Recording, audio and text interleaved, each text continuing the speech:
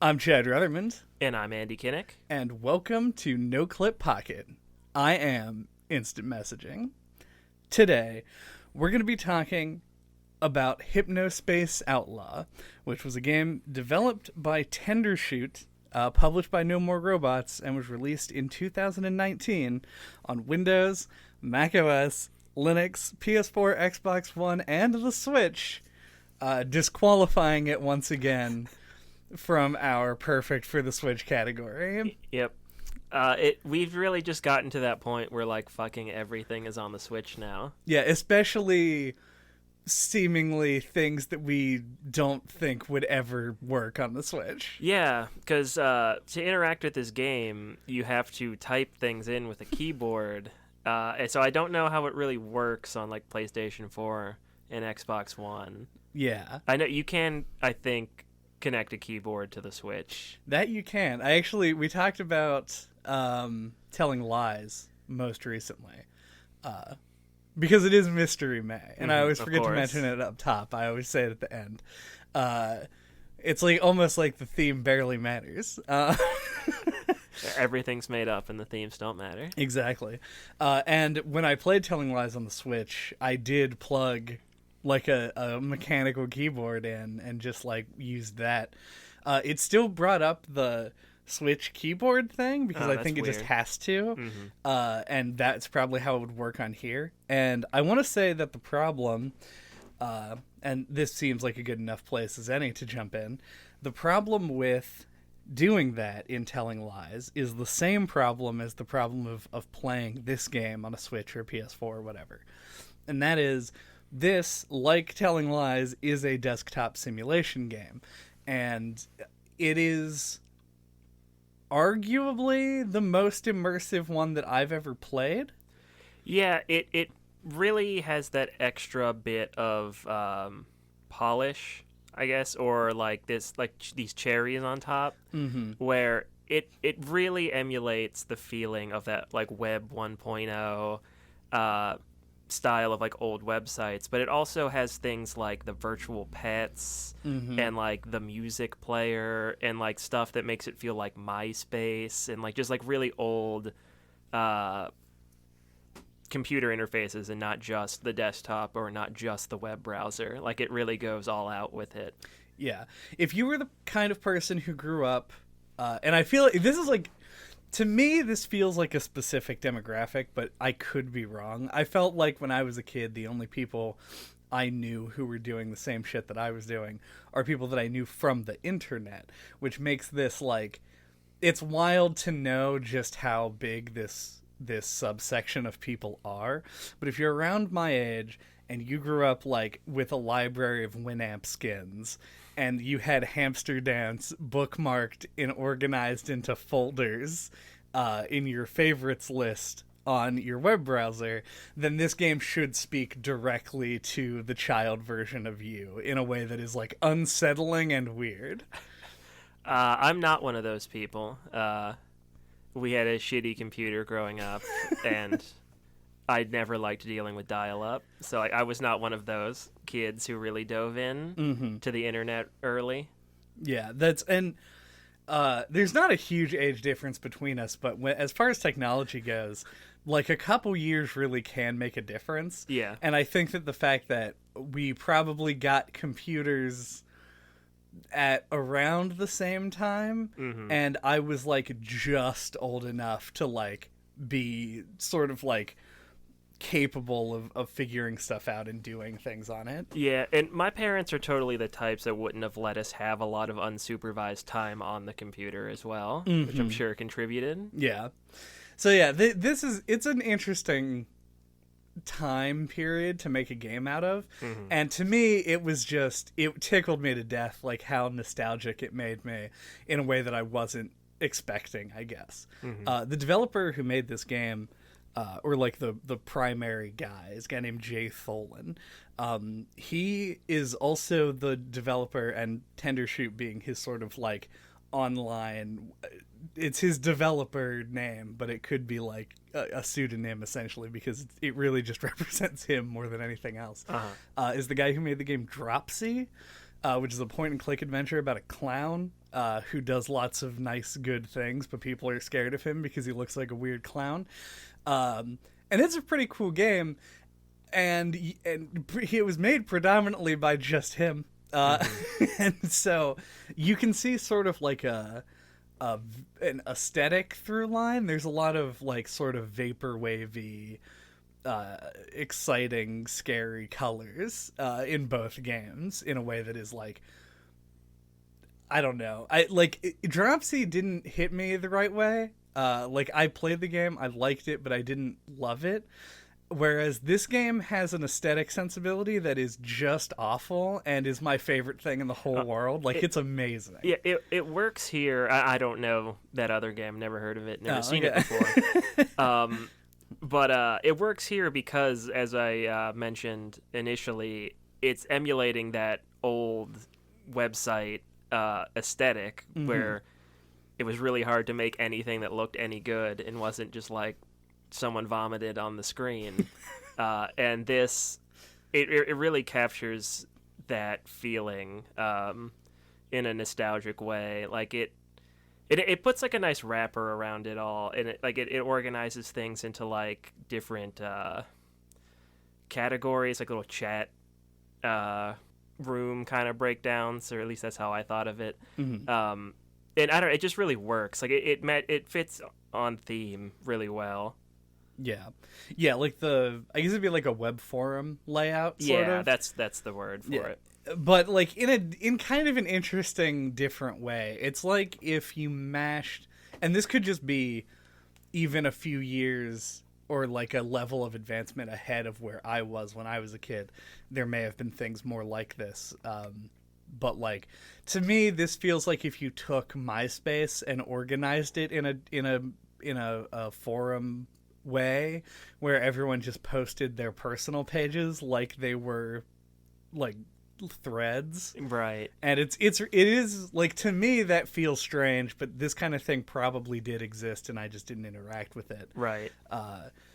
But yeah, it's weird because you go to each person's page, and it's like designed using the same tool set and attempting to capture each character's personality. And that's where the aesthetic sort of comes from, because a lot of the characters are young kids or very old people, and that guides their level of like design ethos and like what is going to be included on the page, how much flashing, nauseating graphics. Right. If the cursor will be different. Yeah.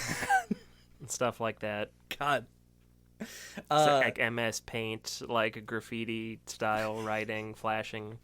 I'm gonna say this phrase a lot in different contexts, but man, fuck the cool punk page, and it's like the snowflake cursor that made it impossible to read anything. Just very distracting and hard to see. Just like the old internet. Yeah, and the new internet, but for totally different reasons. Yeah. So I think the thing that I want to jump into is sort of that aesthetic decision to make everything sort of represent the characters shows how much this game focuses on the characters. It's a weirdly personal game given its like design. Yeah, and like learning how to identify people, like that each different person has like a number associated with them on the server and stuff, is a lot of like figuring that stuff out, and unspooling that is a lot of like the meat of the game, and like figuring out how to search people that you want to find, and like how to like cross-reference them to like other things, like their music profile. It's like a big thing later on. Right. I can't remember what it's called. But yeah, and I thought that was really cool. Yeah, I think when you're looking at this game, like if you gave somebody the elevator pitch for the game, it would be like a mystery solving desktop simulation game where the puzzles it consist of you finding infringing content on the internet. But I think that what that betrays is how small this internet is. Yeah, and also, yeah, the internet is like a small, like almost like closed beta kind of thing, like where it's got like a small user base. Yeah, like I don't know exactly how many characters are like active in it, but like it's probably less than 20 that you could actually go and find and get a name for. And that's really, to me, that is sort of what makes it work, is that it is the low number of characters that you have to care about really like expands the amount that they can build out each one of them. Yeah. It's a manageable amount of content, but it feels as endless as an actual web browser sometimes when you're playing it. Oh, and yeah. That's balance, I think, really makes it work. Yeah, I think in the end, I had like about 3.5 hours of playtime more than you did. And I guarantee you the reason for that is because I spent a lot of time just like sequentially going to every page and just reading all the content on it. Like there was something really majestic about it to me, and I just wanted to get a lot of it. Yeah, it started out that way for me, but like kind of became tedious as it went. Because I think this game really feels like a game that was made for people who like ARGs. Or alternate reality games, because I expressed on a different episode, I don't remember which one, that I've always been really fascinated by those, but I like lack the skills to participate in them, and this game kind of gave me an accessible version of that, like that kind of interaction and like searching through the internet to find clues for things. But it did confirm my suspicions because it kind of ramped up in difficulty to where I found it really hard and a bit unpalatable as it went on. I don't know if I want to jump into that right now. I think that aesthetically you are 1,000,000% spot on. Like the introduction of the all-seeing eye, and like once you start to get a grasp of like identifiers, like finding people through their ID numbers, and just like that kind of learning, like the connections that you have to make, feels like an ARG, because like it's things that are obviously planted there in order to be suspicious, so that you can then connect them to stuff later. The thing that like cemented it for me and thinking it that way was when you get to like the adventure maze part. Oh god, what is that place called? The Freelands. The Freelands, yeah. And I honestly, that was like my least favorite part of the game, was the Freeland. I liked actually solving the puzzle in the Freelands where you watch the video. Right. And it gave you clues with the fucking Star Wars scrolling font. Yeah. That just felt like the thing that felt like it could pop up in a real ARG. Like someone just posts that on a Reddit page or like a Twitter thread or something for people to find. Right.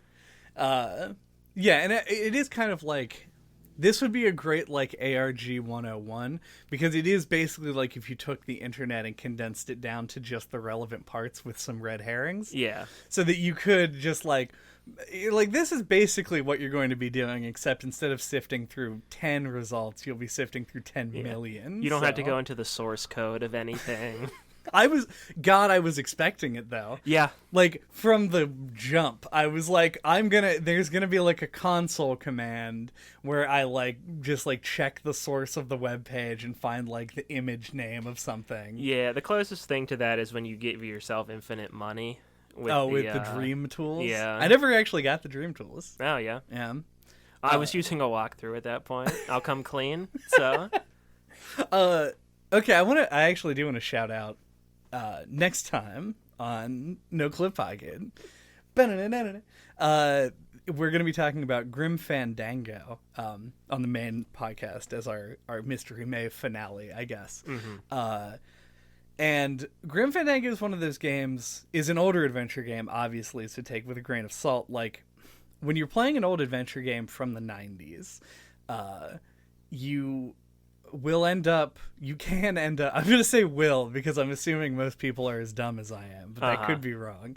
Probably need to look something up And when you look something up in Grim Fandango, it tends to snowball, where you're like, okay, so that didn't make any sense and I couldn't follow the logic, but now that I know how to do it, I can move on, right? And then you get to the next step and you're like, this is just as confusing, and because I skipped steps using the walkthrough to get here, I now am missing critical information in order to proceed any further. So you go back to the walkthrough, and like maybe there are cutoff points where you can stop and go back to trying to puzzle it out yourself, but it has sort of a negative feedback loop in that sense.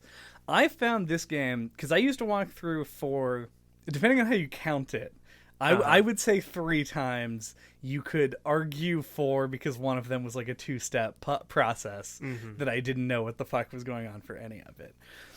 I thought that this game was not nearly as hard as pretty much any point-and-click adventure game that I've played. And it didn't have the feedback loop. For me, it was like if you found a solution online for something, you could then just close that page and continue on your way without too much difficulty. But it also could be just the nature of the things that I use the walkthrough for. Yeah, I found that was the case for me. Like, once I started using the walkthrough, I basically couldn't stop. Right. I got about, like, 2/3-ish through. Were you using a Pringles branded walkthrough? No, I don't think so. Okay. I mean, because once you pop. Once you pop. That's great. Yeah, that's great. I was using a Prongles branded walkthrough. But Shoutouts to Prongles. Yeah. The real man's chip.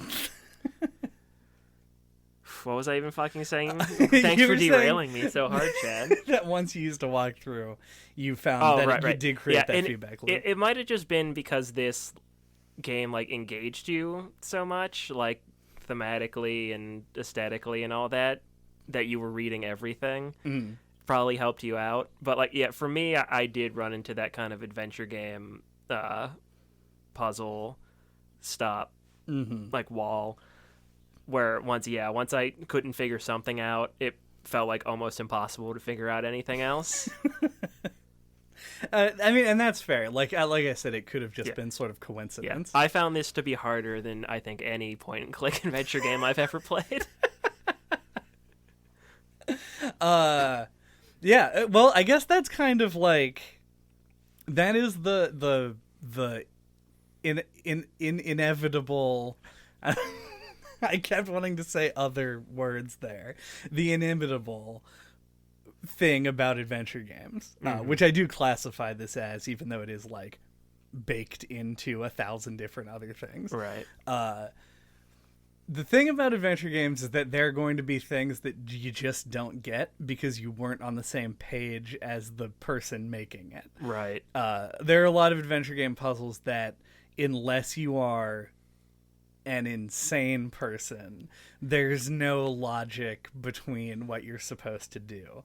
And I think I was either just on the same page as the developer this time around, or am insane. So one of the things is more true here. Yeah, and I was kind of thinking of it like Metroidvanias were for me when they really didn't click with me, and I played a few before they started to. And I kind of feel like this game would be similar if there were more games like this. Like, I'd like to play more stuff like this, and I think I would like get it better and enjoy it more. Yeah. Well, as a comparison point, because we mentioned Telling Lies earlier, because it's recent and it's something that we can tell people, hey, go check that out. But last year, or potentially the year before, we talked about Simulacra, which I think is actually the closest comparison to this game as far as what its goals were. Yeah. And you were searching through a phone? Yeah, it was a phone as opposed to the Hypnospace headset. Yeah. Right. But the experience of playing the games is similar in that you're sort of like, you're learning about individuals and combing through the information that you have available to you in order to solve the puzzles. And neither of us thought that Simulacra was a difficult game to play. No. So what is it, do we think, that the different, like, what was the goal? Because the goal of Simulacra was to be a horror story, essentially. Right. What's the goal of Hypnospace Outlaw? I think to me it came off as a nostalgic like emulation of early internet. Like, I think there's a lot of people who are really fascinated with that and could spend a lot of time on the Wayback Machine. And it also, I think it kind of looks at like toxicity on the internet through like maybe a bit more of a modern lens, but I'm sure existed back then as well. And I don't know, those are the two biggest things. Like, it's a lot more complex than that, but if I had to boil it down. Right.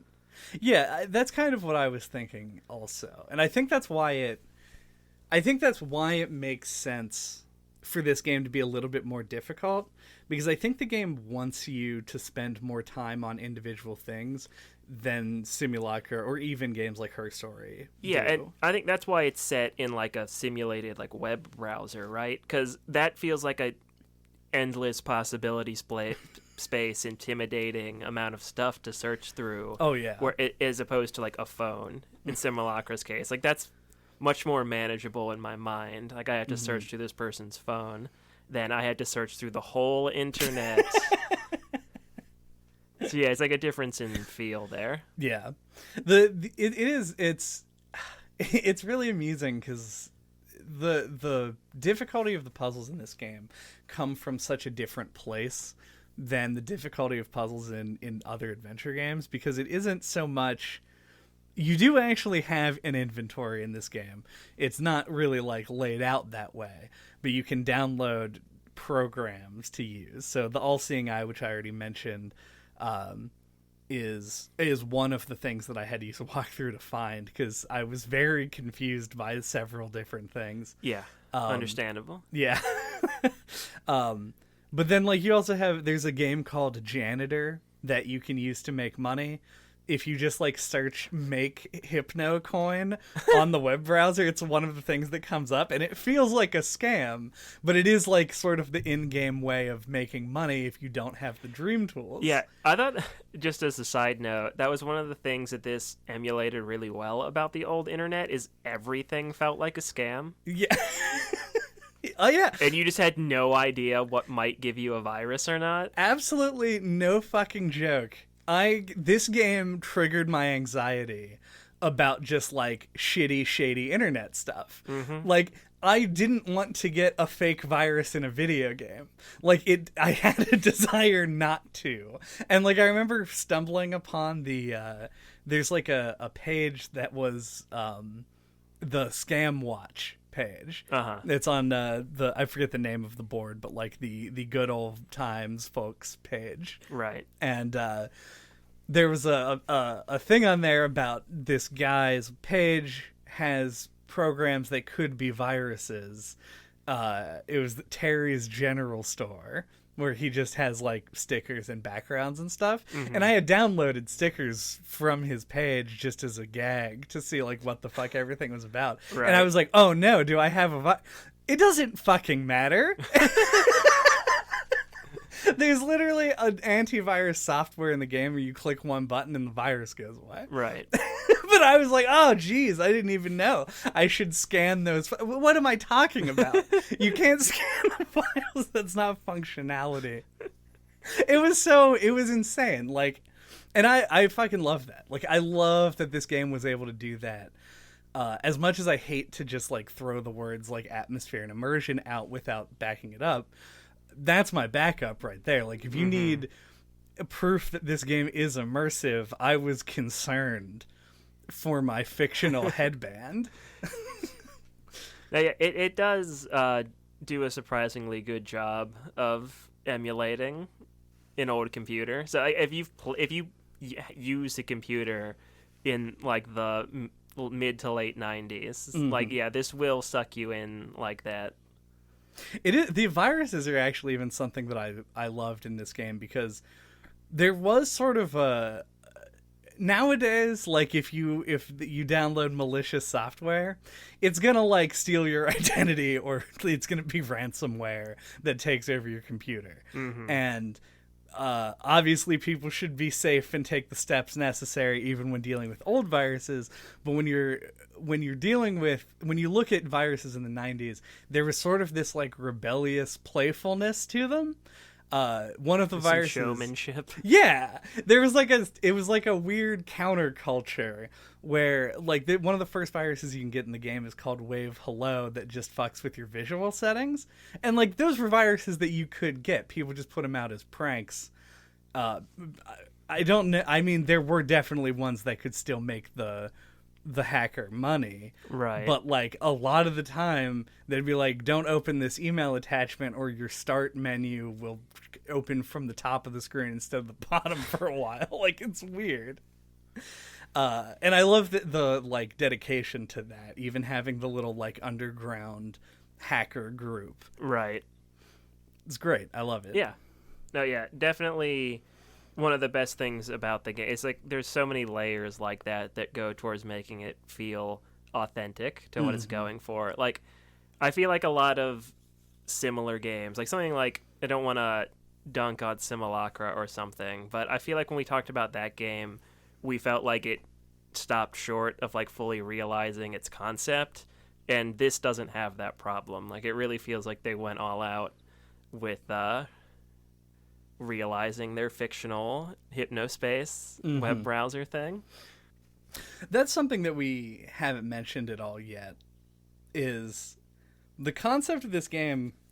While it like feels and plays and even sounds like early internet, like pages and visually and everything, the setting of the game is, technically speaking, in hypnospace, which is internet that you access while asleep.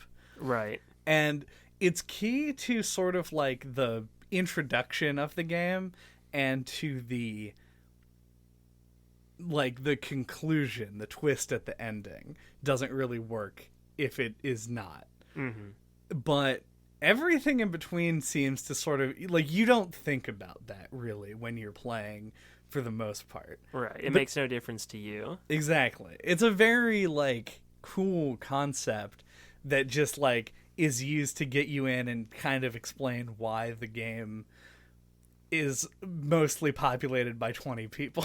Right. It's like, because who's really going to be buying a headset to use the internet while they're asleep? These 20 people and children. Those hip teens. Yeah. Teentopia. Oh, one thing we didn't mention while we were talking about how each person's page feels like personal and everything is that everyone's got music on their page. Like, every single page pretty much has music on it. It was something I really, really liked. I could imagine like a lot of games like this would probably opt to have like no music because they're going for like the simulation of a desktop and they want there to be like keyboard clicking and, you know, for it to feel like you're alone in your room or whatever. But I loved that this gave each page yet even more personality by having songs on them. And that, I mentioned MySpace earlier, but like it really made it feel like an old like social media profile thing. Oh yeah. Yeah, you can see sort of like, because this is Web 1.0 as viewed through the lens of somebody who's lived through Web 2.0 as well.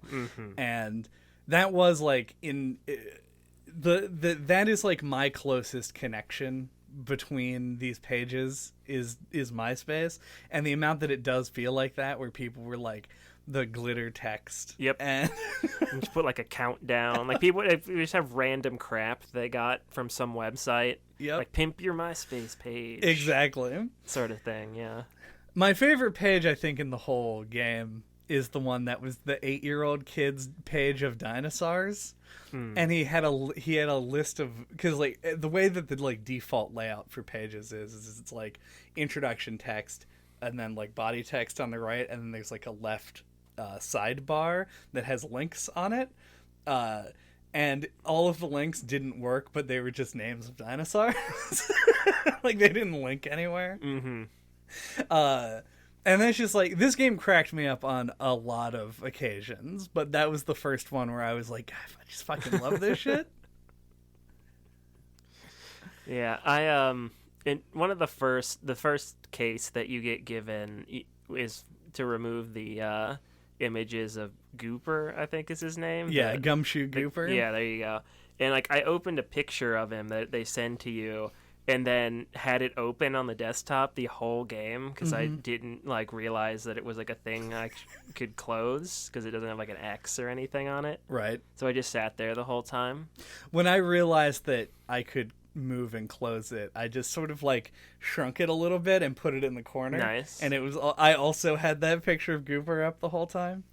I do want to. I want to go. I want to spin into like 9 different things here, but like, the music does kick ass. Yeah. I think is kind of an important part of why this game wants to have music playing all the time is because they put just so much effort into making the music a big part of like people's interactions with each other and all of the like subcultures that form are really intrinsic to how the game plays, and a lot of the music is also just very well written and good. Like a lot of it is jokes, but like I apparently am a big flip flop head. There you go. And I think that was it Dirt Haze? I wrote this down. Yeah, something Haze. Yeah, Dirt Haze. Dirt Haze is amazing, and I love it. Yeah, a lot of it is like that kind of early internet, like MIDI kind of stuff. So I think that's why they're able to like incorporate so much music.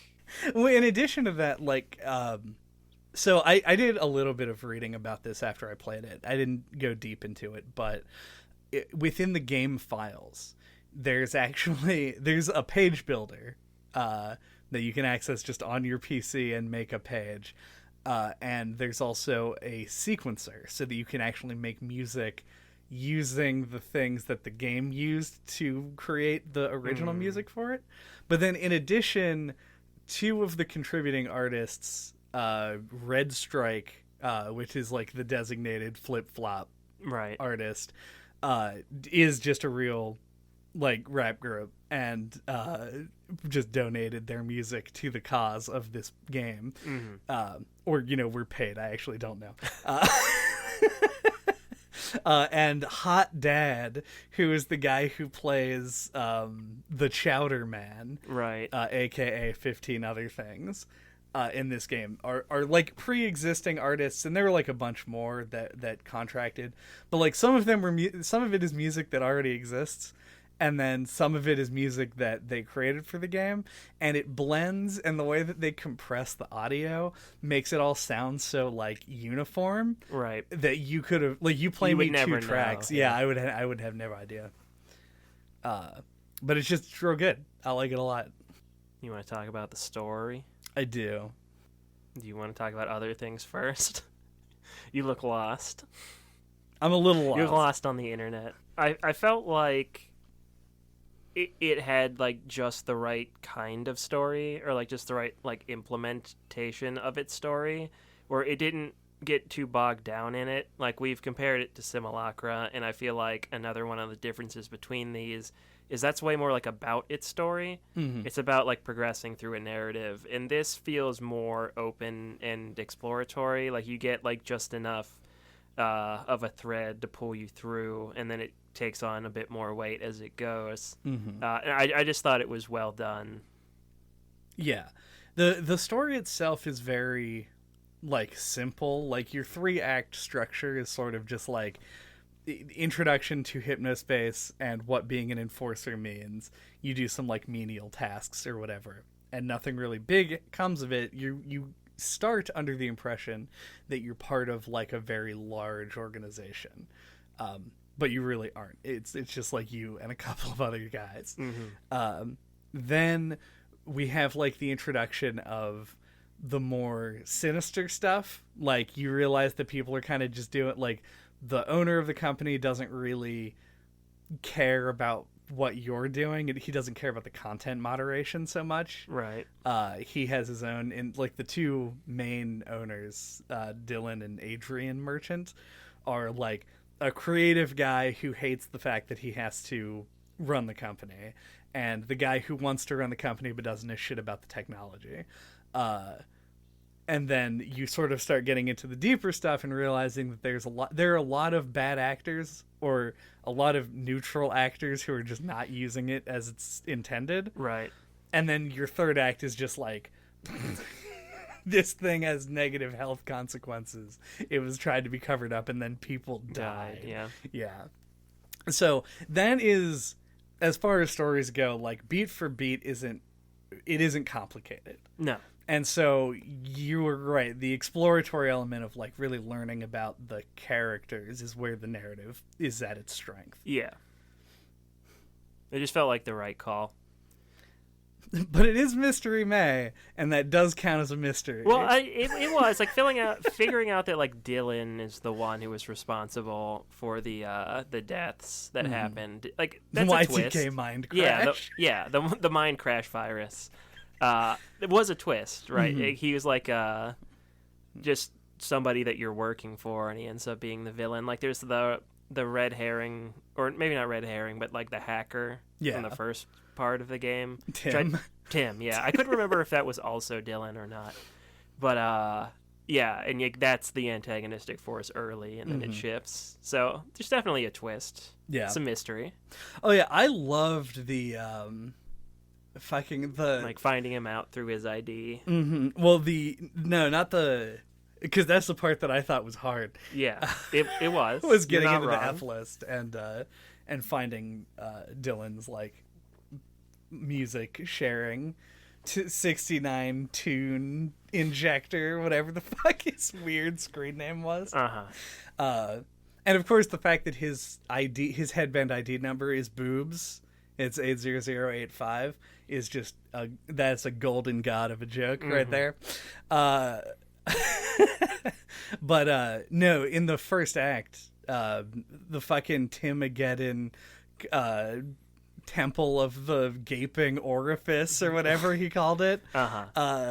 That was so good because it makes you. That's what made me in the first place think about Simulacra. I was like, this is gonna be some like hyper edgy, weird like metaphysical virus thing. Yeah. And when it turns out that it was a kid playing a joke, one really fucking emphasizes how gullible people on early internet were. Oh yeah. Because it was just new technology, and the fact that I fell for it because I was like in there, right, doing my thing, was amazing. And then it turning out to be Tim and making him like an interesting, viable character of his own.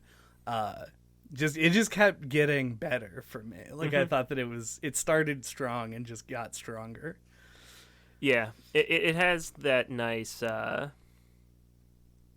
kind of it takes you down like one path towards the beginning where you do kind of feel like the Hypnospace itself is going to be some kind of like sentient AI being or something shit like that. But then like figuring out what's actually the case is what ends up being more interesting. Oh yeah. Them like they set up so much that makes you think that. And that's so good. Yeah. The intro video, the fact that Hippie, the fucking text to speech the robot head just like it's like a Terminator skull. Like it's horrible. All of that just like screams sinister activity, but it really is a lot more innocent in the end. It's just like but then people died. It becomes less innocent. Yes. Much like the real internet. Yeah. People die from using it. The end.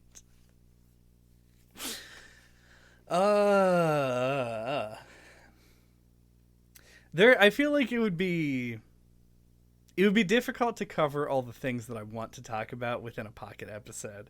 So I just want to shout out a couple of things that I loved about this game that I wanted to sort of like highlight. You as an enforcer are tasked with sort of removing things. And given in the middle of the game, you discover that Dylan himself is like the one responsible for the copyright claims, and is a member, so to speak, of the like of Minx, the like collective that's in the game, kind of working almost against Hypnospace himself. It is great to me that you can just save all of the stuff that you're supposed to take down and use, and then take it down and just sort of like reap the benefits of the illegal activity. It feels very cop-like. And also just like I loved, because I downloaded and installed the Accelerator program, and just had it run the rest of the game. And like every like 5 pages, it pops up with a pop-up that's like, BAM! Makes a big lightning bolt noise and asks you to donate. Right. Which is great. Like that's, that's big WinRAR energy. And you can just keep deleting or keep closing the window or whatever. And it's annoying, and I hated seeing it pop up, but I also loved the implementation of it. I liked downloading the music that was being illegally shared before reporting all of it. All that stuff, like, I just like that as a mechanic. I think that's great. Yeah, it almost, like, early on gave me this feeling like it was going to be like a Papers, Please kind of situation, where, like, what I chose to report and what I didn't would matter, and, like, it would affect my reputation in some way. That doesn't end up happening, but, like, early on I was like, like, does like this picture of this cartoon fish really count as like copyright infringement? Like, I was really hesitant to give out those first few violations, but no, I fully agree. And like, all my homies hate Zane. Zane sucks, and I do want to punch him in the teeth. But it sucks that he dies. But if we're gonna take down his like bullying big rant about how Corey sucks, we do also morally have to remove Corey's Zane sucks banners and stuff. But I was processing all this. I think I did that first. Oh, you took down Corey's stuff first? I think I found that stuff first. I'm like, well, this is also harassment, so bam. Hit it with the hammer. But to your other point, like taking advantage of the stuff before you report it also feels very like of the time, where like I bet this kind of stuff happened, or they had to employ people to like do like IT work because they didn't understand the computer, and then the IT people were able to like go behind their backs and do shit that they would never find out about. Oh yeah, like that. Yeah, and I love that like at some point in the game, like you end up with when you get into Minx, right? There's a character named Connie who runs a website called Connie's Connections, and it's just like a directory, essentially, like a list of shit that's on Hypnospace that she thinks it's worth to point out. But like her like demeanor and your expectations, be it from like a gender bias or just the way that the website is sort of like, it's like it feels like almost like an online retailer sort of like aesthetic to it. Belies just how like tech savvy she is, and she just kind of casually enters the hacker group, like proving that they're not really that omnipotent, right? And it's like, oh hey, by the way, this and that, and I know Dylan's here, so like, can you please fix the net settler code and shit. Like, I love that. Like, I love the way that the characters are done, and the fact that this definitely did happen. Like, people would just fuck around with a network because they could. It's the Wild West, baby. It really was. Oh, and I do want to say, because I would have thought the exact same thing as you, but I did look it up later. If you continue to report Zane and Tiffany and Corey and all those people, you can get them banned. Oh, wow. And if they are banned, they don't die. Oh. Yeah, so you can save people as long as you can keep reporting their page IDs. I didn't do that, but yeah, I didn't report a single page after the first act. Oh, really? Yeah, like because there was like, to me it just seemed like there was never a reason to. I don't think I did either. Actually, now that I think about it, Yeah, it's just kind of rare. I think it was with the harassment, like, was the only time I reported people. Yeah. I reported the school teacher for the fucking Jupiter pictures. Yeah, I just didn't think it just seemed about like it. the right thing, like, for the game's purpose. Right. Yeah, I just didn't think about it most of the time. Yeah.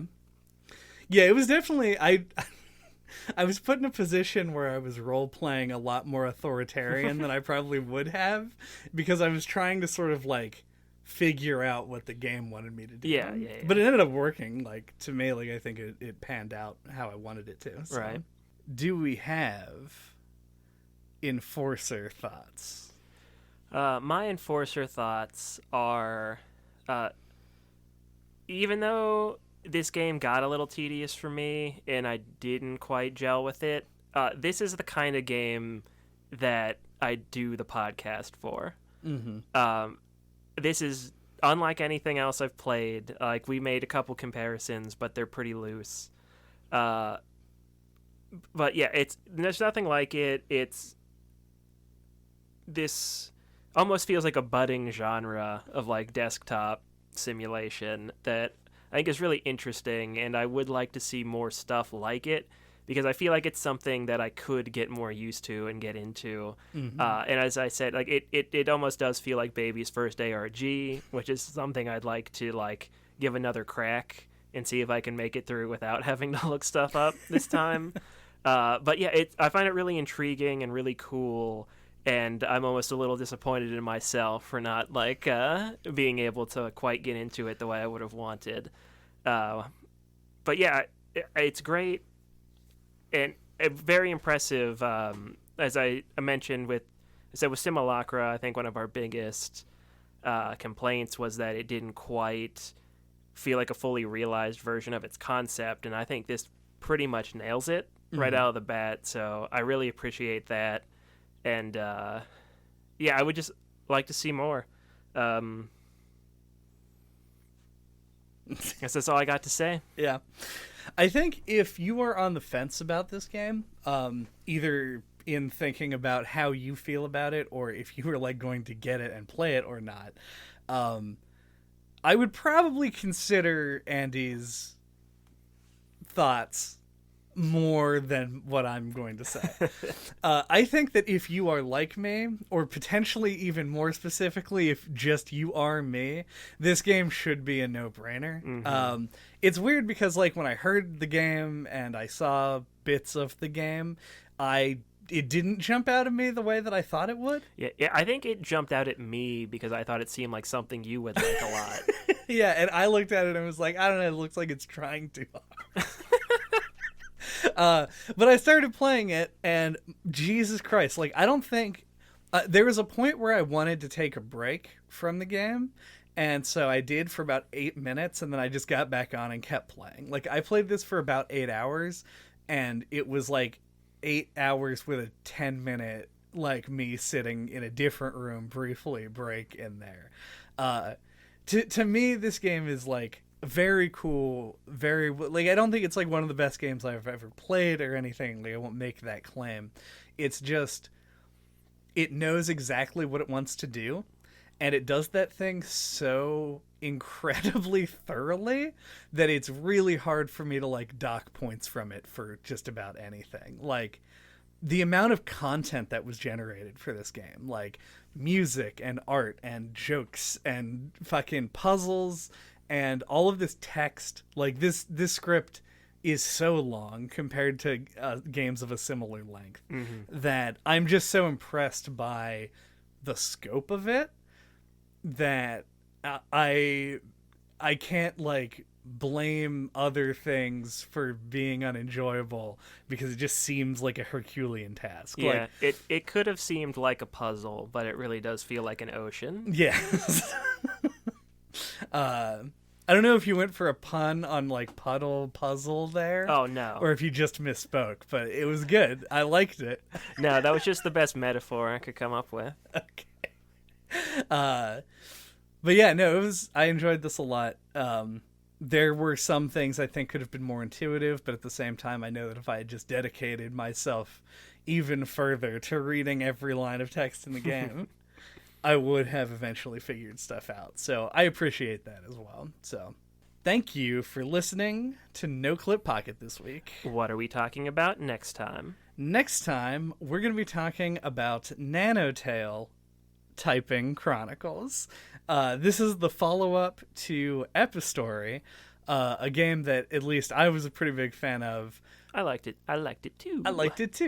That we covered like several years ago, like two or 3 years ago. It's been a while. Probably 3, maybe 2. Yeah. Somewhere in there. That is sort of, it is a typing game with a narrative element, like an RPG element. Yeah, to it's it. not an educational game. It's Right. not like Jumpstart typing.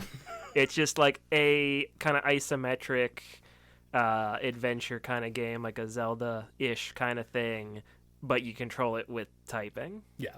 You would need to, if you wanted to use this to get better at typing, I would recommend playing Jumpstart Typing. Well, it has that element where, like, I think it's trying to increase your typing speed, like your words per minute. So if you're looking to do that, Yeah, you could then use you this. play this, yeah. Yeah. In a similar way to that you could, I don't know, play a video game if you really wanted to increase thumb dexterity. A side benefit of this game is that you will become a faster typer. Yeah, I mean, it tracks your words per minute. Yeah, it's good shit. Yeah. And until that time, if you want to get a hold of us, all of our contact information is on our website at noclippodcast.com. There you can find links to our Twitter, our email, our Discord, where you can come talk to us about the game. And you can find all of our old episodes, including ones on Simulacra. You can check out our previous catalog of Mystery May games. This year we've covered and are going to cover Grim Fandango, Heavy Rain, and Telling Lies. Pretty much all of which I've mentioned. Yeah. I mean, other things like this, I would compare it to, like, Device 6, Simulacra, stuff like that. For sure, yeah. Device 6 actually has... Device 6 is like the totally different, but thematically counterpart game to this. Mm-hmm. I could see them being set in the same universe, just like 30 years apart. It's set in, like, a specific kind of time period, yeah. Mm-hmm. Report that like button. Pay us 50 Hypnocoin. Oh, go to the chat app. Chit Chat. Yeah, message us on Chit Chat. We have 9 pals on Chit Chat. Yeah. Visit our Hypnospace page.